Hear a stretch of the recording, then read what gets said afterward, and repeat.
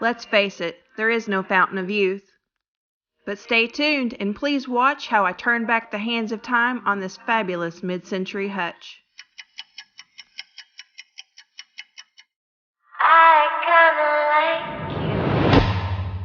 Hi, I'm Jennifer Ross of Scenic Route, and I'm going to show you guys today on how to correct a jagged piece of veneer that has chipped, and it is located right here. I'm going to walk you through the tools and the steps that I used to recapture its youth. I'm going to use a piece of paper as a template and make a pattern for a piece of veneer that will go in its place. So I'm going to tape that there.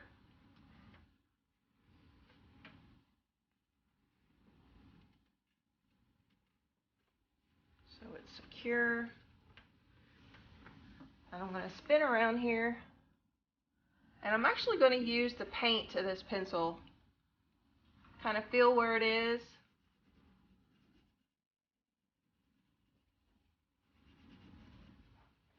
And go along. And if it has an extra jagged piece like it does down here in the bottom, make sure you color that really good where you can see to cut it out with scissors.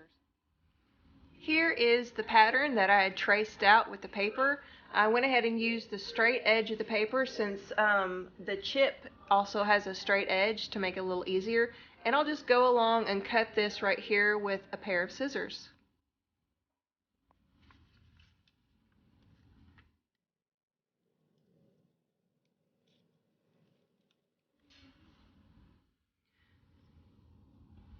After you cut it out, you'll be holding the piece up there and making minor adjustments.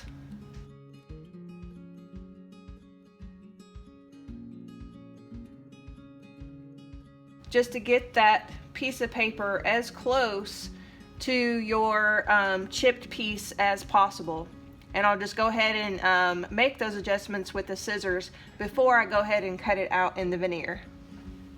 Also, before you glue your veneer in place, you will want to get an object and carefully scrape away the old glue that held the other veneer in. Just, be careful with whatever object you use. I just happen to use a flathead screwdriver for this.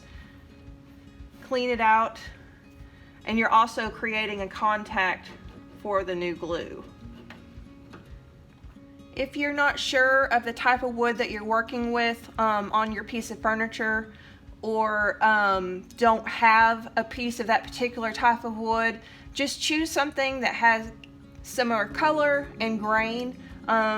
This is a walnut hutch, but this is a piece of cherry veneer that I just happen to have, and I just held it on there, and the color will match really good when you stain it and go ahead and varnish that. But this is a piece of veneer that I got from my local hardware store. It comes in strips, and this was a scrap piece that I'd had, and it's already pre-glued.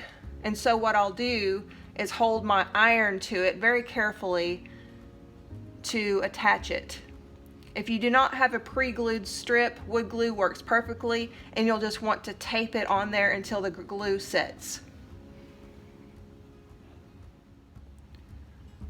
What I'll do with this is I'll hold my paper template up to the veneer and very carefully mark out the edges with a fine pencil, just to make sure you get it in there as accurate as possible. And then I'll hold the veneer up to it and make any adjustments if I need to.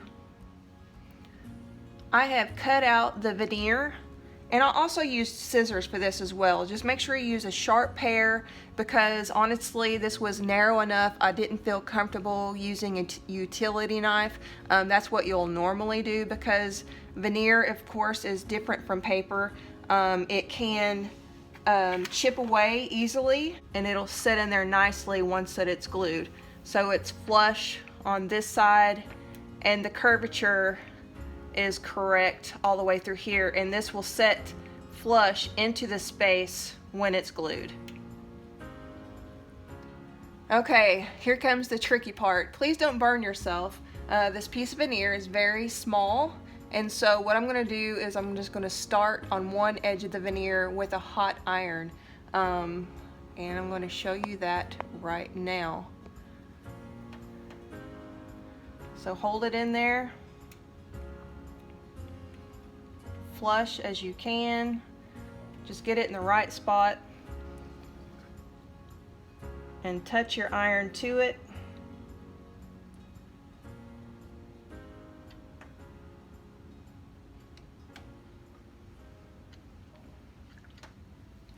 And now that it's kind of stuck on there, I'm going to use a piece of tin foil to make sure I don't damage the rest of this piece.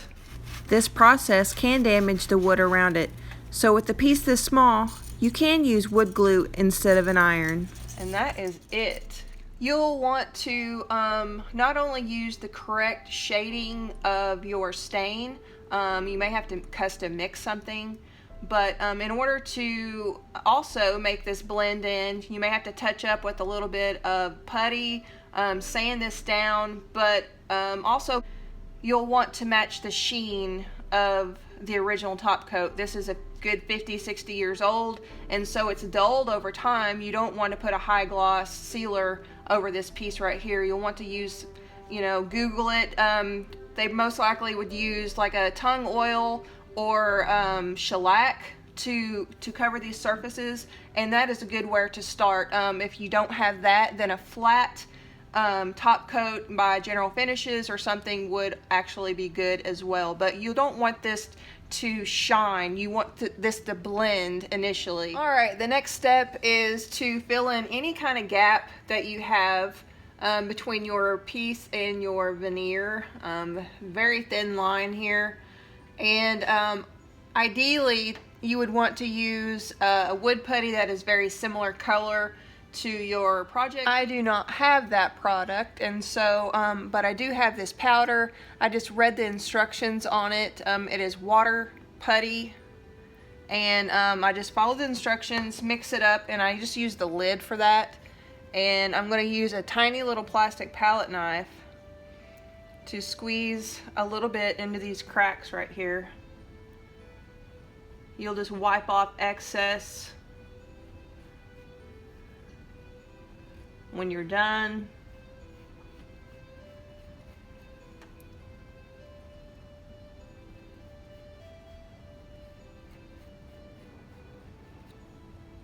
And you'll worry about matching the color if you don't have a matching putty when you go to stain your veneer.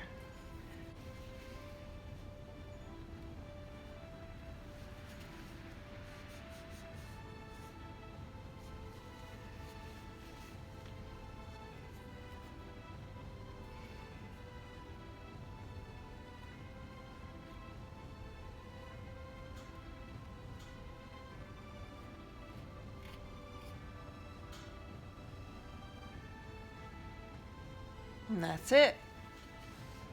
All right, so when you go to match your veneer and your putty to the project piece that you're working on, if you're using Minwax, they offer a neat little book on how to make custom stains and what stain colors they already offer.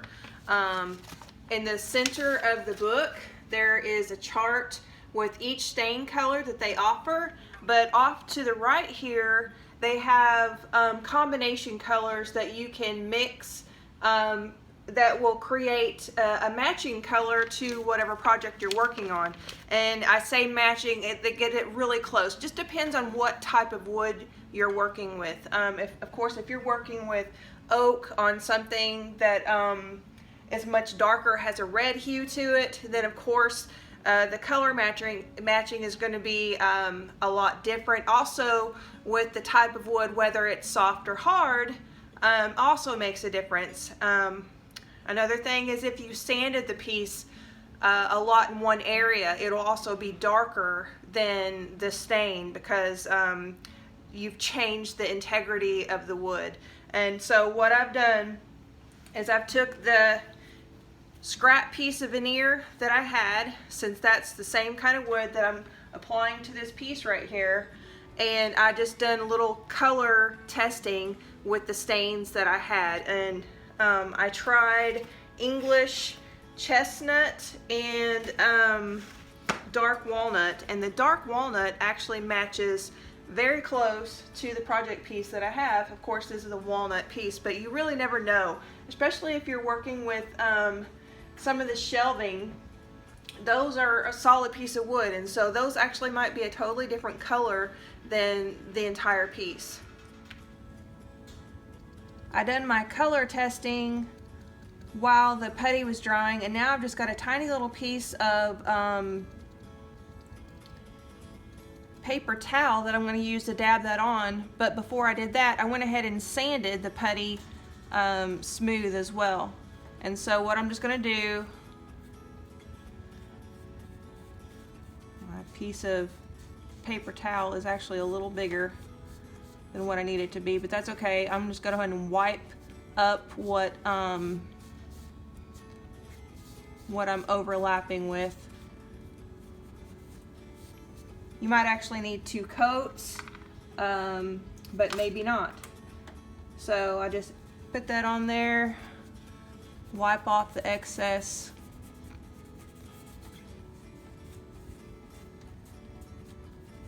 And I will actually come back through with another coat because the putty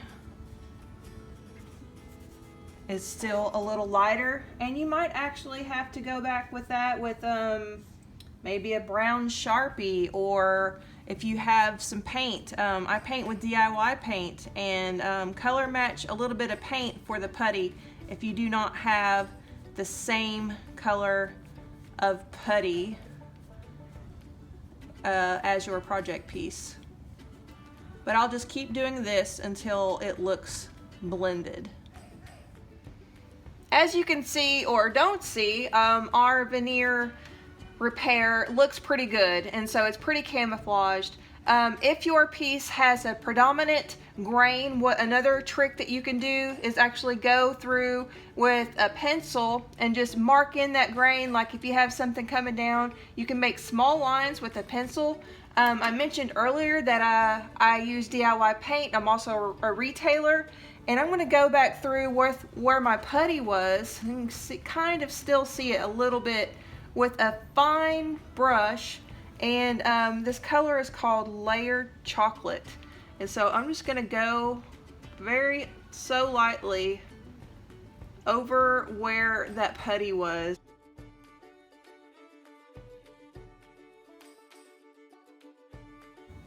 Now I'm going to use this bullseye shellac to seal the veneer piece.